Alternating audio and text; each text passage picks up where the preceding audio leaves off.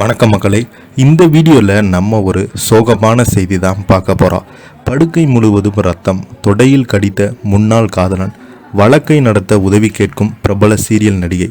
இணையதளத்தில் வைரலாகும் பரபரப்பான தகவல். வாங்க, என்ன தகவல், யார் அந்த சீரியல் நடிகை, அவங்களுக்கு என்ன ஆச்சு, என்ன தகவல்னு வாங்க இந்த வீடியோவில் விரிவாக பார்க்கலாம்.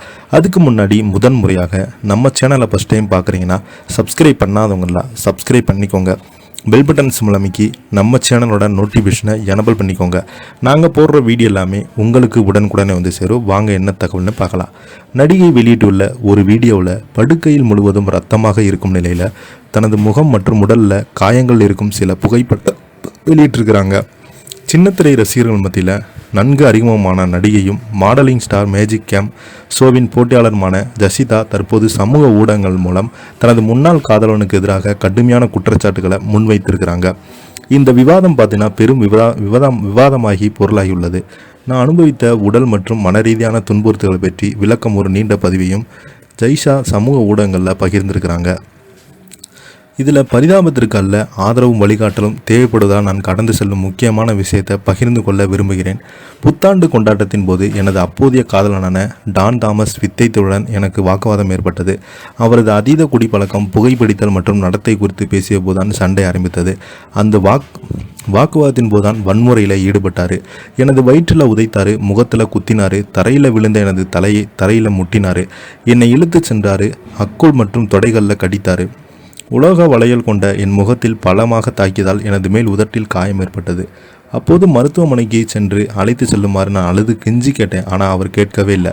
நான் போலீஸ் அழைக்க முயன்ற போது எனது தொலைபேசியை பறித்து கொண்டார். அவரே என்னை மருத்துவமனைக்கு அழைத்து சென்றார். அங்கே போதுதான் நான் படிக்கட்டிலிருந்து விழுந்து விட்டதாகவும் மருத்துவரிடம் போய் சொன்னார். என்னை சன்சரஸ் மருத்துவமனை அனுப்பி வைத்தாங்க. அங்கு எனக்கு பிளாஸ்டிக் அறுவை சிகிச்சை செய்யப்பட்டு அதன் பிறகும் தான் என்னை கவனிக்கவே இல்லை. துன்புறுத்தல் மீண்டும் தொடர்ந்தது. நான் தனிமையிலிருந்தே, வேதனையிலிருந்தே, மன ரீதியாக உடல் ரீதியாக உடைந்து போயிருந்தேன். ஆனால் நான் ஆன்லைனில் போலீஸார் புகார் இருந்தேன். எந்த பதிலுமே கிடைக்கல. ஜனவரி 14 அன்று நேரடியாக புகார் அளித்தாங்க. அப்போது உடனடியாக எந்த நடவடிக்கையும் எடுக்கப்படலை. முன்ஜாமீன் விண்ணப்பித்த பின்புதான் போலீசார் எஃப்ஐஆரை பதிவு செய்தாங்க. அன்று முதல் வழக்கு நடந்து வருகிறது. தற்போது குற்றப்பத்திரிகை தாக்கல் செய்யப்பட்டது. எனது காயம் கடுமையானது. எதிர்த்தரப்பினர் நான் ஒருபோதும் ஒப்புக்கொள்ள சமரசத்தை கூறி வழக்கை ரத்து செய்ய உயர்நீதிமன்றத்தில் மனு தாக்கல் செய்திருக்கிறாங்க. பல மாதங்கள் அவங்க மீண்டும் கால அவகாசம் கேட்டு தாமதப்படுத்துகிறாங்க. இந்த சூழலில் தான் என்னுடைய வழக்கறிஞரை நியமிக்க முடியாதால் நான் தனி ஆஜராக இருக்கிறேன். விசாரணை நடந்தபோது எனக்கு பேசக்கூடிய வாய்ப்பு கிடைக்கல. நீதிமன்ற அறைக்குள்ளே நான் யார் கண்ணுக்கு தெரியல உணர்ந்தேன். எனக்கு ஏற்பட்ட ஒரு சிறிய காயம் அல்ல, அது கொடுமையான தாக்குதல். ஒரு கலைஞனை என் முகம்தான் அடையாளம். மாத கணக்கில் என்ன வேலை செய்ய முடியல. உடல் மற்றும் மன அதிர்ச்சி, சிகிச்சை, நிதி இழப்பு, மனசோர்வு ஆகியவற்றின் மூலம் தான் கடந்து சென்றேன். அதே நேரத்தில் இதை செய்வது தொடர்ந்து மூத்த வழக்கறிஞர் தாமதப்படுத்தியிருந்தார்.